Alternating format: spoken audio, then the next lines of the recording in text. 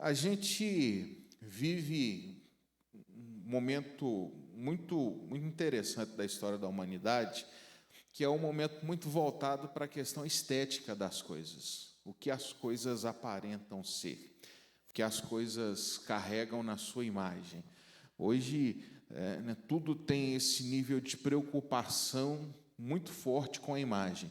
A gente olha para os reality shows hoje, tem muita gente que vai para um Big Brother, vai para a Fazenda, sabendo assim, tem 15, 18, 20 concorrentes e um só vai ganhar aquele prêmio lá de 1 milhão, 1,5 milhão no final. Mas se eu sair de lá, não como campeão do Big Brother, não como campeão da Fazenda, mas eu ganhar 100 mil seguidores, 500 mil seguidores das minhas redes sociais, eu em alguns meses já ganho mais dinheiro do que quem ganhou o prêmio do reality show. Porque eu ter a oportunidade de expor a minha imagem, de mostrar para o mundo quem eu sou, as coisas que eu faço, isso de alguma maneira já é uma grande vitória, né? Aquela questão do viver de aparências. É assim, né? Aqui é muito menos, mas é assim quando a gente vai num supermercado ou numa feira, em cidades um pouco maiores, onde você olha uma banana prata, que ela tem quase o tamanho de uma banana da terra, linda, amarelinha, maravilhosa. Mas quando você descasca e dá a primeira mordida, ela parece um isopor. Ela não tem doce, ela não tem sabor, ela não é cremosa. Ela tem uma imagem maravilhosa, gigante, amarelinha, sem um defeito, mas não vale nada. Você chega aqui, você vai na roça, traz um cacho de banana com as bananinhas desse tamanho, mais doce, feito mel, cremosa que quase gruda os beiços, né? De tão boa. Questão da imagem, questão da estética. É assim hoje em dia nas pessoas nas redes sociais. Qual é a hashtag, qual é a campanha que está todo mundo aderindo? É agora a onda de falar todo mundo contra o racismo. Aí eu tenho que botar a hashtag e fazer não sei o que contra o racismo. Agora é a hora de falar todo mundo contra a homofobia. Então eu vou postar a hashtag contra a homofobia e colocar um filtro de arco-íris nas minhas fotos nas redes sociais, porque todo mundo, em alguma maneira, em algum momento, quer sinalizar alguma virtude para que as pessoas me vejam e pensem: nossa, que pessoa engajada, que pessoa de consciência social, que pessoa, né, boazinha você é. É assim, quando a gente sai para fazer uma viagem, para comer, sai para um passeio com os amigos, com a família, e a gente tira 50, 100, 80 fotos, e a gente escolhe 2 ou 3 que são as imagens que a gente quer deixar transparecer para quem vai acessar o nosso Instagram, para quem vai entrar no nosso Facebook, porque a gente vive uma sociedade muito preocupada com a sua imagem, com a exibição, com a performance. E Jesus aqui neste período, dentro do Sermão da Montanha, ele está falando de performance, ele está falando de muita gente que está preocupada com exibição, e ele está numa sequência aqui dos versículos 1 a 8, que ele vai tratar de 3 aspectos. Ele primeiro vai falar da justiça exibicionista, capítulo 6 de Mateus, versículo 1, ele vai dizer: guardem de exercer a justiça de vocês diante dos homens, com a finalidade de serem vistos pelos homens. De outra sorte, não tereis galardão junto do Pai Celeste. Então, eu sou muito justo, eu sou muito bom, eu sou uma pessoa muito virtuosa. Guardem-se de ficar alimentando virtude para aparecer para os outros. Uma justiça exibicionista.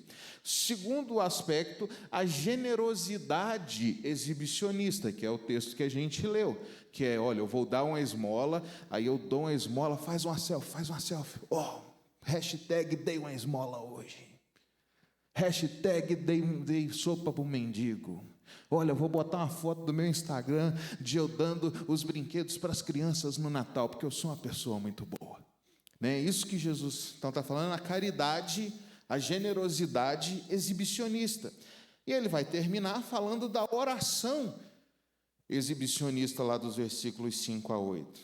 Daqueles que oravam nas praças em voz alta, né, fazendo barulho, com roupas pomposas, para aparecer para todo mundo. Nossa, que homem de oração, que pessoa santa, que pessoa crente, faz as suas orações no meio da praça, em voz alta, para todo mundo passar olhando. E Jesus disse que esses homens, normalmente chefes das sinagogas, doutores da lei, eles faziam questão, por exemplo, de usar roupas que chamassem a atenção, pelas cores, pela beleza, mas também pelo barulho. Eles andavam cheios de sinete, parecendo vaca, sabe?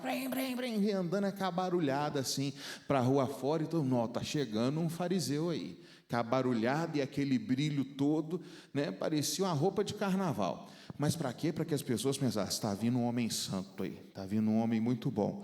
Lembra daquela parábola que Jesus conta, da oração do fariseu e do publicano?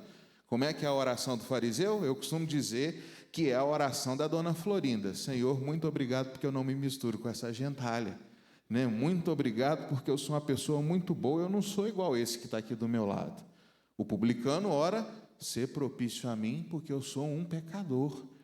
Então Jesus está aqui nesse período, nesse momento do Sermão da Montanha, tratando de uma vida de exibição, uma vida que quer ter muita aparência, de uma vida que quer chamar muita atenção para si mesmo. Eu sou muito justo, eu sou muito generoso, eu sou muito santo. Eu sou alguém que vocês deveriam se espelhar. Vocês não acham um crente bom igual eu? Vocês não acham gente generosa igual eu nesse mundo? Né? Vocês deveriam ter uma foto minha na casa de vocês e fazer um sinal da cruz na frente da minha foto e falar, Senhor, me ajuda a ser igual aquele homem. Jesus está lutando, então, contra essas pessoas e contra essa mentalidade. Jesus, então, falando especificamente sobre a esmola, nós não falaremos sobre a justiça, não falaremos sobre a oração, mas vamos falar sobre a esmola, que é quando Jesus está falando sobre a generosidade. É interessante que Jesus começa dizendo, quando, pois, deres esmola. Isso aqui já me chama muita atenção. Jesus não está te dando a opção de não ser generoso. Jesus está dizendo assim, se um dia você vier dar uma esmola, ele está dizendo, quando der. Jesus está partindo do pressuposto que você, como alguém que foi alcançado pela graça de Deus, vai ser gracioso também. Jesus está partindo do pressuposto de que você, como alguém que recebeu bondade, misericórdia, graça, perdão da parte de Deus, vai ser generoso com os outros também. Jesus está partindo do pressuposto de que você, como alguém que serve ao Deus de Abraão, de Isaac e de Jacó, tem a generosidade como marca do seu caráter. Então, por isso Jesus não fala assim, se deres esmola. Ele diz, quando deres esmola. Jesus entende que todos nós olhamos para as necessidades, para as deficiências, para as lutas, para os problemas do nosso semelhante, e nós, de alguma maneira, vamos participar disso. Nós, de alguma maneira, vamos praticar essa generosidade. E aí Jesus vai usar uma figura de linguagem, dizendo assim, quando fizeres, então já pressupõe que você vai fazer, não toque trombeta diante de si. Jesus aqui não está sendo literal, dizendo assim, que a pessoa estava com a trombeta e que ela saía tocando, mas é uma figura de linguagem, não chame a atenção para si, enquanto você faz a bondade. Não queiram ser reconhecidos por algo que vocês estão fazendo. Não façam questão de que as outras pessoas fiquem sabendo, sabe? De ver o outro passando com um chinelo ali e falar assim, tá vendo? Estava andando descalço se não fosse eu dar aquele chinelo para ele.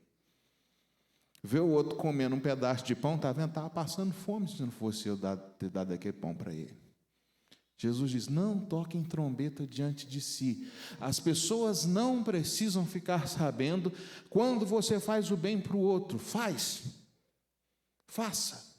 E não se preocupe se os outros ficarão sabendo. Não chame a atenção para si. E aí Jesus vai usar a expressão, falar assim, olha, porque assim fazem os hipócritas. Os hipócritas são, né, é uma expressão trazida do teatro grego. O teatro grego é até o símbolo do teatro, que são aquelas máscaras. Uma máscara triste, uma máscara brava, uma máscara feliz. Ou seja, dependendo da expressão que o ator, que o hipócrita queria gerar, enquanto interpretava uma peça, ele usava uma maquiagem, uma máscara para exemplificar aquela expressão facial. Ou seja, não era o que ele estava sentindo, mas era o que ele queria transmitir para o outro. Então Jesus está dizendo assim: olha, se você der uma esmola de verdade do seu coração, você não precisa que todo mundo fique sabendo disso. Você não precisa que as pessoas fiquem dizendo assim: nossa, olha só, ele fez a caridade. Nossa, que mulher, ela fez uma benfeitoria. Não, isso é coisa de hipócrita, de gente que não está preocupada com o próximo, não está preocupada com ser fiel a Deus, mas está preocupada com o que os outros vão pensar sobre o tipo de gente que eu sou. Não está preocupada com o fato em si, mas com as impressões e as reações que vão gerar nos outros. Caridade de rede social, caridade para ganhar aplauso. E aí Jesus diz o seguinte: saibam, porém, que quem faz dessa forma, quem faz para ser reconhecido pelos homens, já ganhou a sua recompensa. O seu prêmio é ganhar aplauso dos outros? Pronto, ganhou. E é só isso que você terá. Todo mundo te dando tapinha nas costas e dizendo: uau, parabéns, você é uma pessoa muito boa. Se é essa a recompensa que você quer, se é tapinha nas costas que você quer, se é ser mencionado nominalmente como uma pessoa muito boa, se é ser admirado pelos outros como uma pessoa acima de qualquer suspeita, Jesus disse: esse é o pagamento que você quer, esse é o que você terá, e terá somente ele. Se a sua bondade, se a sua generosidade é só para almejar, é só almejando o que os outros farão em relação ao que você fizer, a sua recompensa será essa. Quer ser reconhecido pelos outros? Pode até ser que seja. Mas não espere mais. Não espere mais. Versículo 3. Jesus diz, ele vinha dizendo, os hipócritas fazem de um jeito. Ele, falando aos seus discípulos, versículo 3, começa dizendo: tu, porém.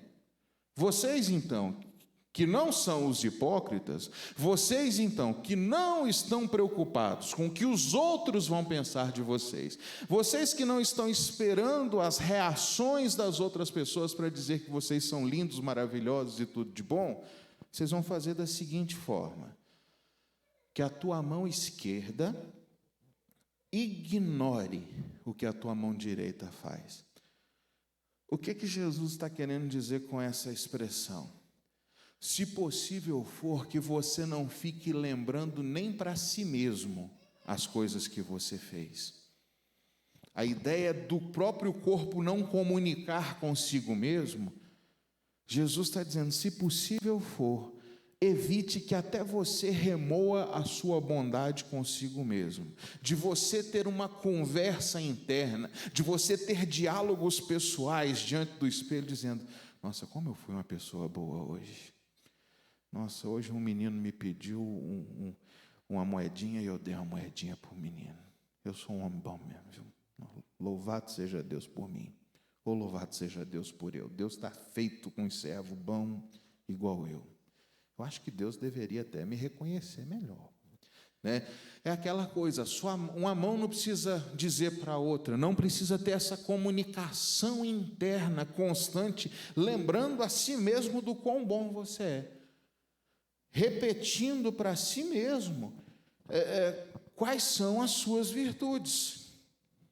Não ficar reafirmando para si mesmo a sua própria generosidade. O que Jesus está dizendo é: o que você faz, os outros não precisam ficar sabendo, e você não precisa ficar relembrando isso toda vez, a todo momento. A igreja hoje tem um violão, e fui eu que dei o violão para a igreja. Aí o violão já está caindo aos pedaços e está lá a pessoa. Não toca mais no violão que eu dei para a igreja. Você está preocupado com a adoração do povo de Deus? Você está preocupado com o culto ou você está preocupado com o violão que você deu? Para que todo mundo saiba, lá está o violão que o irmãozinho fulano de tal deu. Lá está o teclado que a irmãzinha fez. Né? Que a irmãzinha deu. Por quê? Porque a gente, ainda que não fique reclamando para os outros, com a gente mesmo, a gente carrega essas impressões, esses desejos de reconhecimento que a gente fica remoendo. A gente fica trazendo para nós mesmos. Eu sou muito bom. Eu fiz e eu precisava ser reconhecido. Não pelos outros, mas eu preciso ficar me lembrando diante do espelho todo dia. Que Deus talvez tenha a sorte de ter um servo, uma serva como você, como eu. E Jesus está dizendo, não, você não está fazendo para ser reconhecido pelos de fora, você não está fazendo para você ficar batendo tambor para si mesmo e dizer para si mesmo todo dia quão bom você é, mas aí Jesus vem e fala no versículo 4 o seguinte, e a tua esmola fique em secreto. Fique em secreto. E teu pai, que vê em secreto, ele vai te recompensar. De vez em quando acontece isso em algumas situações. Às vezes a gente vai fazer alguma coisa e vai ajudar alguém, vai socorrer alguém, e a gente lança um desafio, pede uma parceria, tal, manda lá no grupo do WhatsApp da igreja, fala do púlpito, e algumas pessoas chegam assim, pastor, eu queria dar uma ajuda, mas eu não quero que divulga, não. Às vezes, assim, o valor todo, eu queria dar o valor inteiro, mas eu não quero que ninguém saiba, não, ok? Agora, com o negócio do Pix, tem gente que manda o Pix e nem quer se identificar. Manda anônimo, não quero que saibam. Né? Eu tinha uma família da igreja que, certa vez, ele relatou para mim que, vez ou outra, aparecia um envelope com alguma quantia em dinheiro debaixo da porta dele, uma família mais humilde da igreja, ele nunca soube quem mandava. Eu sei quem mandava, mas eles nunca souberam. De vez em quando, os perrengues comendo solto, a esposa desempregada, o marido trabalhando, salário baixinho, passando aperto, e do nada, de vez em quando, apareciam os envelopes lá debaixo da porta. Eles nunca souberam. E 99% das pessoas da igreja não sabem. Mas gente que não estava preocupada com o que vão pensar do quão bom eu sou. Mas que simplesmente vai lá e faz. E Deus está vendo, Deus sabe o que eu faço. E nem faz no sentido assim, porque aí Deus vai me dar um extra. Deus vai me dar algo sobrenatural, porque eu sou uma pessoa muito boa. O que me chama a atenção é a ideia de aquele que vê em secreto. Outras expressões bíblicas, aquele que sonda mentes e corações. Ou o farto Salmo 139, que fala, bota a cama no alto, no baixo, se afunda no buraco, faça o que você quiser, ele está te vendo. A palavra não chegou na boca, ele já sabe. Se era substância ainda informe, está lá. Esse Deus que conhece todas as coisas, em todas as extensões espirituais, físicas, temporais, atemporais, ele vê todas as coisas, ele sabe todas as coisas, inclusive as intenções do seu coração. Do quando faz, como faz, por que faz. Se é com verdadeira generosidade, se é com falsa modéstia. Se é em sentido de barganha com Deus, que a gente também tem essas manias feias, né? De fazer umas barganhas com Deus. Deus, mas o Senhor viu o que eu fiz, agora o Senhor está deixando eu passar por um problema. Um homem santo igual eu.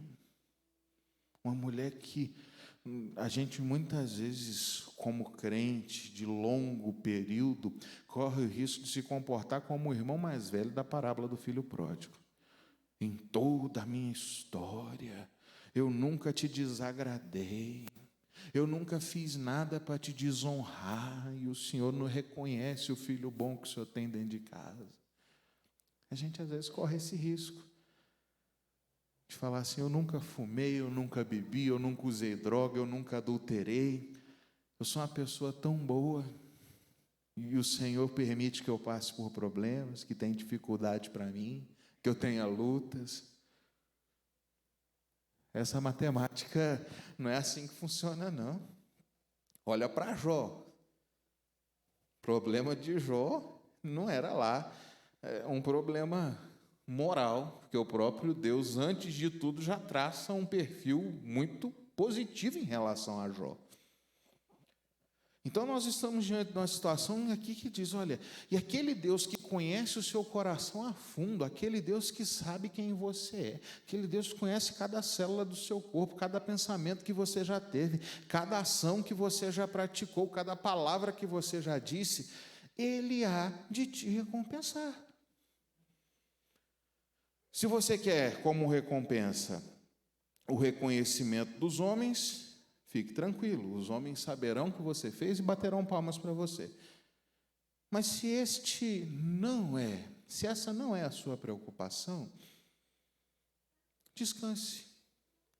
Deus que vem em secreto há de te recompensar.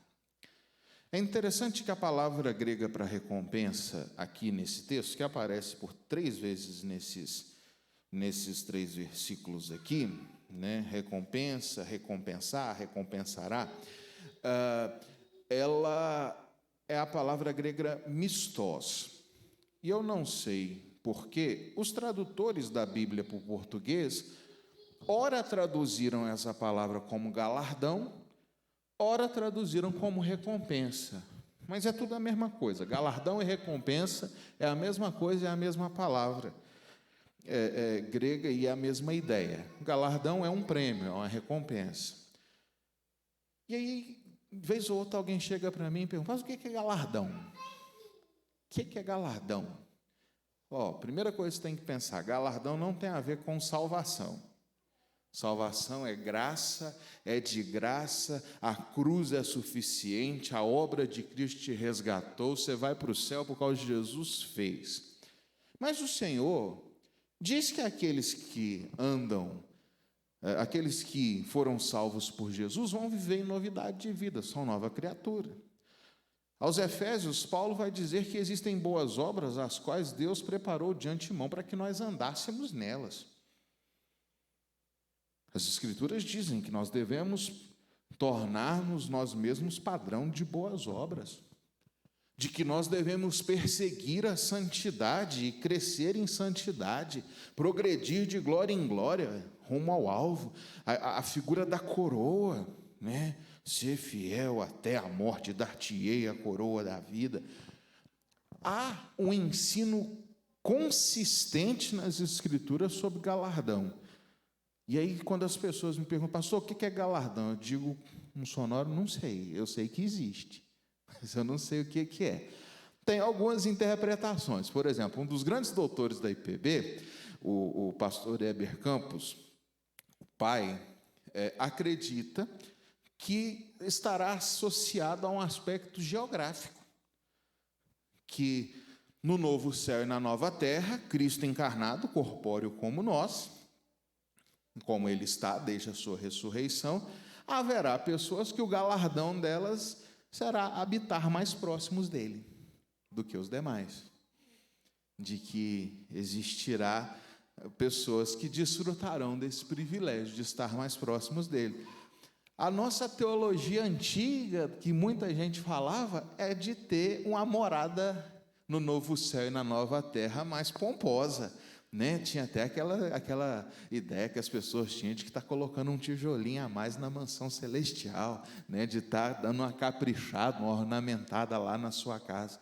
Então, a gente não sabe ao certo o que é o galardão, mas a gente acredita que ele existe, que Deus está dizendo assim: salvos todos os que creram em Cristo são. Mas eu não sou um Deus injusto a ponto de não perceber as obras de vocês. Eu não sou indiferente a ponto de não notar o que vocês têm feito. A busca pela santidade, a piedade, o amor, a justiça, a generosidade, a fidelidade. O tipo de homens que vocês são, de mulheres que vocês são. Tanto é que, por vezes, as Escrituras vão dizer que sim, Deus há de nos recompensar segundo as nossas obras. Isso, então, sempre me chamou a atenção. Se a salvação é pela graça, e nós não temos nada a fazer nela, ela é um serviço completo consumado por Jesus, o que é o galardão?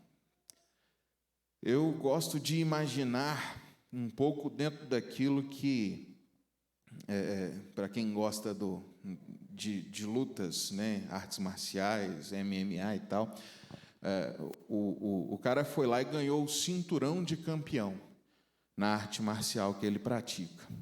Ganhou o cinturão do UFC, ganhou o cinturão das associações de boxe. E aí, a cada defesa de título, a cada vez que ele luta contra um oponente, ele mantém o cinturão, ele vai ganhando pedrinhas novas no cinturão, para marcar que ele está, além de ser o campeão, ele está conquistando méritos além do título. Se a gente pensar no aspecto real, novas pedras ornamentando a coroa.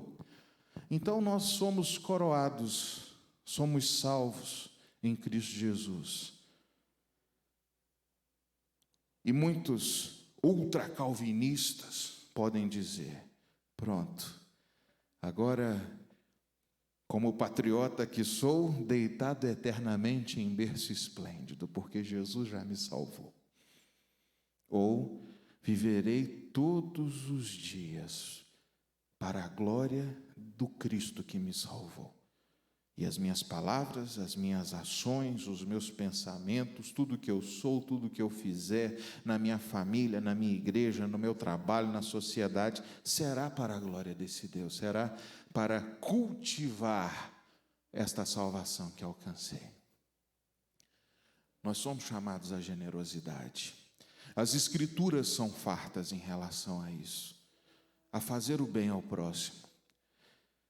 Desde o princípio de todas as coisas, quando olhamos para o Antigo Testamento, para a lei que Deus deu ao seu povo, havia questões relacionadas única e exclusivamente com generosidade. E o que era? Por exemplo, a lei da respiga, que a gente conhece bem por causa de Ruth e Boaz, né? Mas o que era? Tem gente pobre, tem estrangeiro, tem gente miserável. Você vai deixar os cantos e tudo o que cair na sua lavoura você não vai colher, você vai deixar lá, para que se o pobre, se o órfão, se a viúva desejar, ele pode ir lá na sua lavoura e pegar tudo isso para ele ter o que comer. Quando você for levar o seu dízimo, a sua oferta, o seu holocausto ao tabernáculo, posteriormente ao templo, tem uma porção da generosidade que é expressa, que é separada exclusivamente para cuidar dos levitas, do sacerdote, do sumo sacerdote. Para quê? Para que haja cuidado. Qual é a expressão neotestamentária lá em Tiago do que é a verdadeira religião? Cuidar do órfão, cuidar da viúva e assim mesmo manter-se incontaminado em relação ao mal. Olha só qual que é o privilégio da igreja. Isso aqui é uma das coisas mais lindas que existem. A igreja é chamada para ser o marido da viúva e o pai do órfão. Aquelas mulheres que não têm marido, as Escrituras dizem assim: a igreja vai ser o marido dela.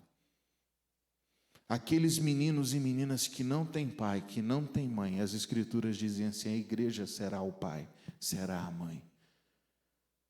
Essa é a expressão da verdadeira religião.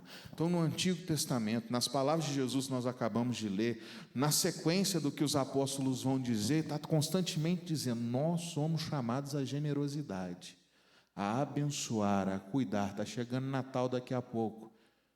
Como nós podemos abençoar famílias carentes, crianças carentes, cuidar de pessoas que precisam. Vira e mexe, tem alguém perto de nós que às vezes está passando um momento difícil. Como nós podemos socorrer? Para quê? Para que saibam que eu fiz? Não. Para que eu fique repetindo para mim mesmo uma pessoa boa que eu sou? Não. Para que diante de Deus eu continue cultivando a minha salvação. Mas você deve, como eu, continuar pensando curiosamente sobre a questão do galardão. A gente não sabe o que é. Se é geográfico, se é morar mais perto de Jesus, se é uma coroa com mais pedrinha do que a dos outros. Mas eu sei o que nós devemos fazer com o galardão. E eu queria te convidar para caminhar um pouco à frente e ir com a sua Bíblia para o livro do Apocalipse. Lá no capítulo 5.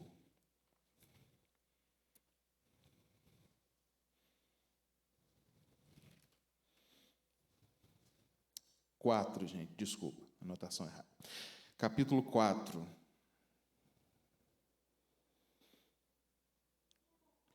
Versículo 9. Apocalipse 4, a partir do versículo 9.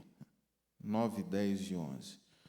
Diz assim: quando esses seres viventes derem glória, honra e ações de graça ao que se encontra sentado no trono, ao que vive pelos séculos dos séculos, os 24 anciãos prostrar-se-ão diante daquele que se encontra sentado no trono. Adorarão o que vive pelos séculos dos séculos e depositarão as suas coroas diante do trono, proclamando: Tu és digno, Senhor e Deus nosso, de receber a glória, a honra e o poder, porque todas as coisas tu criaste. Sim, por causa da tua vontade vieram a existir e foram criadas. Os 24 anciãos, a igreja do Antigo e do Novo Testamento, uma simbologia das 12 tribos de Israel e dos 12 apóstolos. Então, a igreja de todos os tempos, desde o povo do Antigo Testamento até do Novo Testamento e nós. O que eles fazem com o seu galardão, com a sua recompensa, com a sua coroa? Eles tiram e depositam diante do trono, para dizer assim: eu não mereço coroa nenhuma. Eles dizem: tu és digno de receber a glória, a honra, o poder, porque foi o Senhor que fez todas as coisas. Tudo que veio a existir foi por causa da tua vontade. Nós não merecemos coroa nenhuma, nós não merecemos honra nenhuma. Se a gente fez alguma coisa, se a gente cuidou de alguém, se a gente amou alguém, se a gente serviu alguém, se nós pudemos de alguma maneira socorrer ao aflito, alimentar o faminto, matar a sede de quem estava dessedentado, Senhor, isso não é a nós. Tiramos o nosso galardão, tiramos a nossa coroa, porque não somos dignos de nenhum prêmio. O Senhor é. E meus irmãos, que privilégio é se nós estivermos diante do trono do Senhor e podermos depositar todas as nossas boas obras diante do altar dele e dizer: Senhor, tudo que eu fiz é para que o Senhor fosse glorificado. Cada centavo de dízimo, cada centavo de oferta, cada grão de arroz, cada abraço, cada conselho, cada cuidado, cada exercício de piedade, cada vez que eu fui generoso, cada vez que eu amei o meu próximo, cada vez que eu vivi a minha fé, cada vez que eu obedeci ao Senhor, eu devolvo agora ao Senhor como um acréscimo da minha adoração. Isso a igreja faz. Portanto, seja fiel, seja generoso, ornamente a sua coroa. sabe, para ficar pesada de tanta pedra, de tanto galardão. Se preciso for, se possível for, que a gente tivesse uma Scania lotada de coroa, para chegar aos pés do Redentor e dizer: é tudo seu, porque o Senhor é digno. Tudo que eu sou, tudo que eu fiz, tudo que eu faço, é para a sua glória, não é para mim. Lembre-se que Jesus começou dizendo: não é para que os outros vejam, não é para que você fique se autoelogiando, mas para que aquele que vem em secreto te dê a recompensa. Mas a gente vai chegar diante dele com um senso de pequenez tão aguçado, que até a recompensa a gente vai botar aos pés dele de novo. Dizer: eu não mereço, só o Senhor é digno. Você pode fazer essa oração? Pede a Deus para te ajudar e te dar a oportunidade de ser bênção na vida dos outros, de cuidar de gente doente. Pede a Deus para capacitar essa igreja a ser marido das viúvas. Pede a Deus para capacitar essa igreja a ser pai e mãe dos órfãos. Pede a Deus para te dar oportunidades de abençoar gente que precisa no seu dia a dia. Com a carona, com um prato de comida, com um abraço, com um conselho, seja como for. E pede a Deus para te dar esse coração despreendido de dizer a todo momento: eu não estou fazendo para mim, eu não estou fazendo para a minha glória, eu não estou fazendo para o meu reconhecimento, eu estou fazendo para o louvor do meu Redentor. Ore, tenha essa conversa com o Senhor neste momento.